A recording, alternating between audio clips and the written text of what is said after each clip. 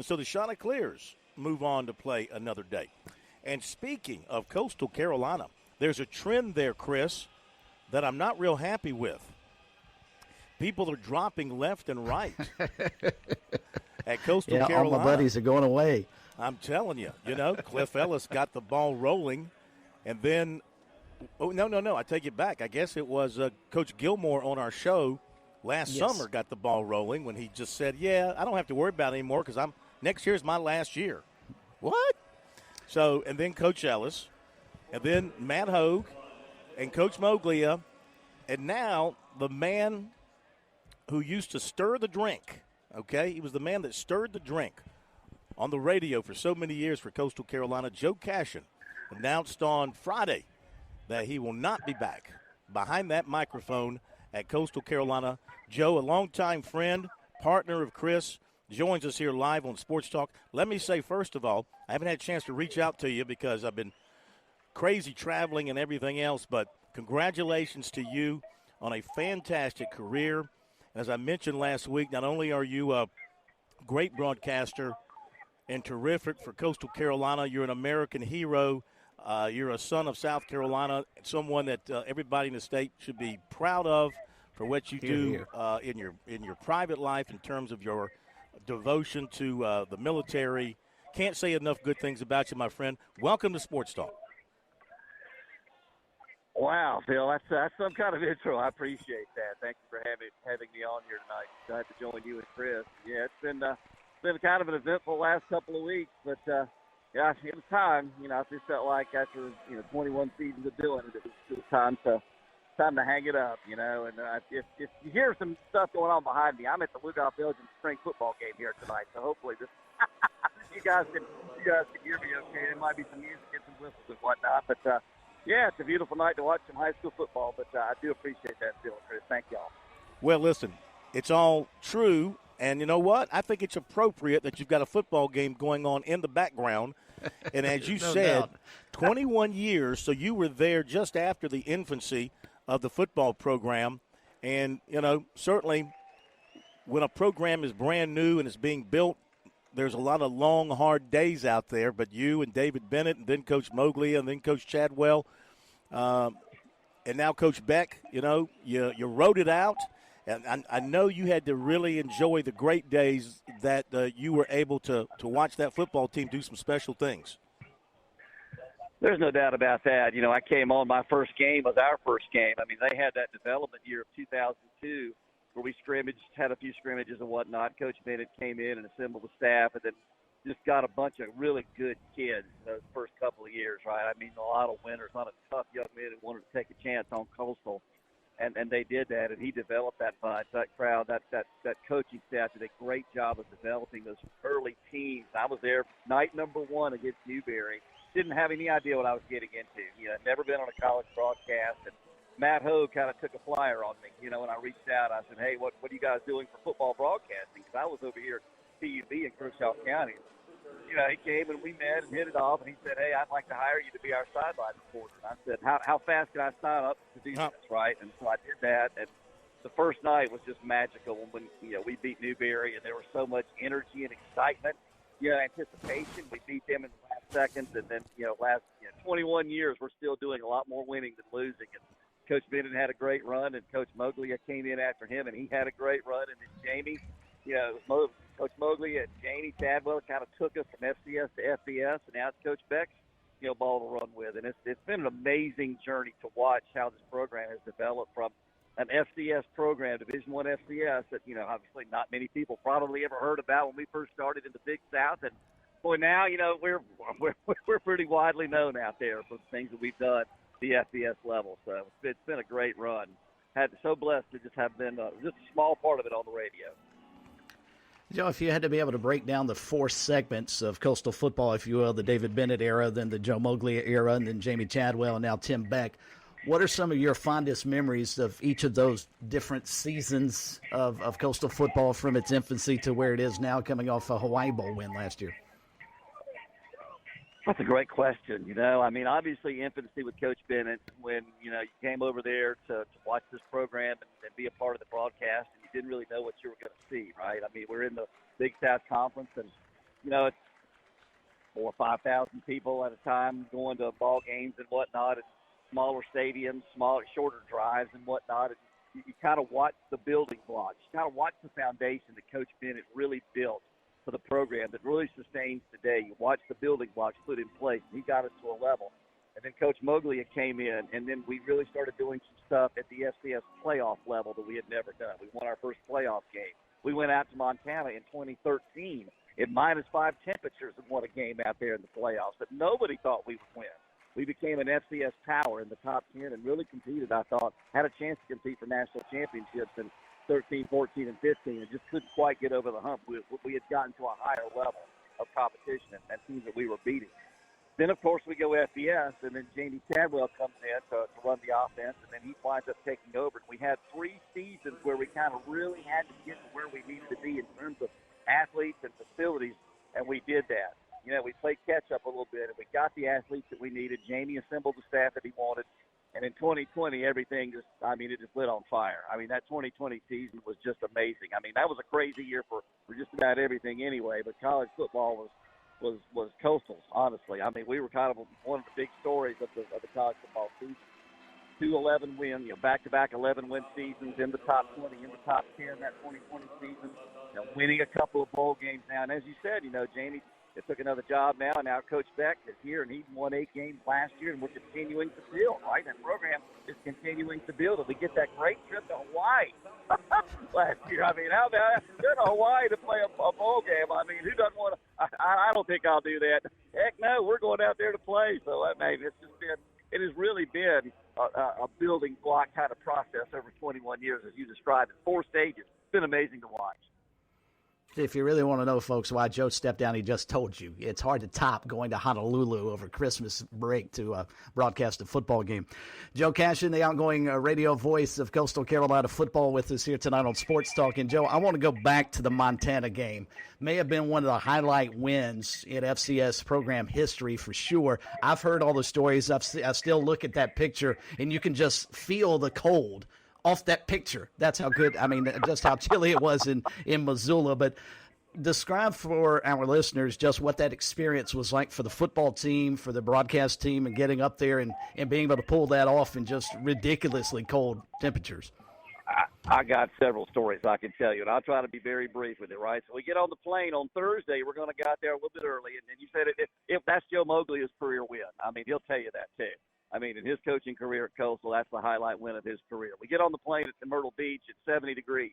We get off in Missoula, it's 3. 3. We get off the plane, and Matt and I are going to go get the rental car, and we can just see the air coming out of our mouths like we're breathing out. It's like, what are a bunch of Beach Boys about to get into, right? We get out there, and we go watch practice that night, and it's okay that night. The next day, Friday, we go over there, and the footballs are deflating left and right. The bladders in the footballs are rupturing every time someone kicks one because they're frozen. It's like, are we going to be able to even play this game, right? Can we keep a football inflated long enough to do that? And we're watching somebody jog by in Montana, and I could see frosted over eyelashes. I'm thinking, where are we, man? What is this all about? Matt had actually sent he had sent the radio gear via FedEx get to Missoula. Well, it never got there because of that cold snap that shut everything down in Memphis. We never got the radio gear, so we had to borrow radio gear out there from a local radio station in Missoula just to get the game on the air. I wasn't on the field. I had to come up and be the color analyst for the game because Lane was doing Myrtle Beach football that weekend because they won the state championship. There's a lot of stuff going on that weekend, Chris. And finally, we put 35 points on the board in the first half. We had the thermoses with the chicken noodle soup in it that the Dr. Senzo and a bunch of boosters that came out there, they got for the team, and our guys did such a great job. Our support staff did a wonderful job of keeping our guys ready to play and keeping their minds off the cold and on the task at hand, which was beating Montana and winning that game. And we won that game 42-35 and got back on the plane. It's like, we just did this. We came out here and won this game. We just pulled this off. It was and I could sit here for an hour really and tell you more stuff, but you don't have that much time. But that was a phenomenal trip. I'll never forget. There are pictures and the old saying is a picture is worth 1,000 words. There's a picture of that ball game that sits in the field house at Coastal Carolina. If you ever get a chance to see it, literally you can see how cold it is just by looking at the picture. It's a remarkable piece of photography. Joe, I was joking a few minutes ago, you can't do any better football-wise than your last broadcast being in Honolulu, Hawaii. But my guess is your favorite broadcast had nothing to do with the football team, and that was actually with the baseball team out in Omaha. Am I right? Probably so, in terms of the opportunity that you may never get to see again. It's something that you might not ever get to have a chance again. And I want to thank you too, Chris, for bringing this up. I want to thank you personally because you were supposed to come out there and relieve me during the second week, and I went out there for the first week, and I packed for like 4 days. I packed for 4 days of that trip to go out there, and next thing you know, man, we beat Florida, we beat TCU, or we lose it, and then we beat Texas Tech. We got to turn around and beat TCU twice, which we did, and I'm like, and I know that you were coming out there, and I was like, Chris, man, I can't go. I called you up. I was like, man, and I want to thank you for doing that. And absolutely, couldn't blame you. I should have sent you underwear. I didn't realize you needed some extra boxers. I should have put a FedEx order in there with some boxers and some socks and a T-shirt or two. But that whole fortnight out there was just a roller coaster of unbelievable emotions. That number one, we got there. Number two, we won. We beat Florida. Who everybody I thought they thought they were going to win this thing. We beat them right out of the box. And next thing you know, we keep on winning and get down there to that last game, that last day. We wind up winning that thing and winning the whole thing. That's just something that as a broadcaster, I will never, ever take for granted because there's so many people that have never had the opportunity to be out there and be a part of something like that. And, right place at the right time for me, right? Coastal was able to pull it off. It was just incredible run. Incredible. Nothing like being in the right place at the right time. Okay, Indeed. So I know you're hanging up the mic with the Chanticleers, but will we still hear you over the airwaves of WPUB in Camden, maybe calling some football or some baseball or something in the years ahead? There's a possibility. I still want to keep a hand in it. You can't and you guys know this. Once you start in this business, it never gets out of your blood. You want to stay in it somehow or another if you can, right? I stepped away because I got tired of travel Conway back, quite frankly. And I spoke with Chris about this a couple of years ago, and travel just kind of wore me down, But I still love the craft. I love the art of putting the headset on and trying to paint a picture and deliver a product. So. As far as I know, on Friday night, Sonic Friday Night Rivals, I'm still going to be a part of that, the high school broadcast there. So, I'm going to try to keep a hand in it. And if someone, wants a game or two called or something like that, I have no real plans to do anything else except hopefully try to play a little more golf, perhaps. But we'll see how that works out. Have you ever thought about hosting a sports talk show? Because we can make arrangements, my friend. We can make arrangements. Phil, got plenty of room. At WPUB, back in the day at WPUB, we had the Locker Room Sports Show once a week on Monday nights. We had a 2-hour show that we used to do at the studios here in Lugoff, and then we moved over to Plum's Lounge just right down the street for about 5 or 6 years. I think that's how long we went. But once a week. Well, First off, centric 1 hour, and then we go to National Sports the second hour. So, kind of have a hand in that, too. Well, we got your number. So, who knows? We may reach out to you from time to time to come join us in the studio. We're sort of the wayward home for former sportscasters. So, anytime you want to join us on the air and hang out with us, you're more than welcome. But, listen, can't appreciate you enough. Thank you for everything that you've done for the country. And also, of course, fantastic career at Coastal Carolina. Wish you all the best. You're a great friend to us. I know it's a small thing, but every All-Star game, I could count on Joe to loan us some equipment so we could do a halfway decent broadcast of the All-Star game with some good Coastal Carolina equipment. So always thank you for that, my friend. And look forward to seeing you down the road here. And you enjoy the rest of your spring game there, and we'll see you soon. Appreciate you, Joe. I appreciate Appreciate y'all, Phil and Chris. Thanks for having me on, and then humbled and blessed to have had the opportunity. Thank y'all. Thank you, Joe. And for those who don't know, who don't know Joe's story, military man, Chris, multiple trips overseas, Afghanistan, right? You know better than I do. Afghanistan, yes. Iraq, other places around the world. Continued his career in the National Guard, rose up the ranks, right, in the National Guard in South Carolina. Wonderful man, wonderful man. Yeah, he really is. He's an American hero. You brought it up extremely well, and he's never one to talk about it because every Veterans, Day around that time, all the colleges, of course, have a tribute to the military, and Coastal did a very nice job of doing that every football season. And I would make a point during the broadcast to thank Joe, and it always seemed to embarrass him a little bit, and that's just how those guys are.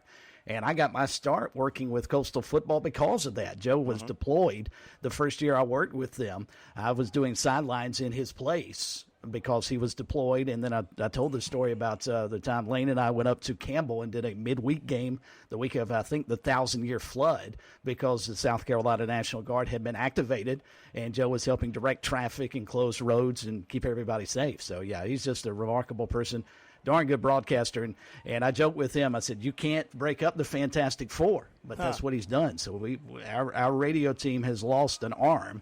We got to find a way to replace it, and it won't be easy.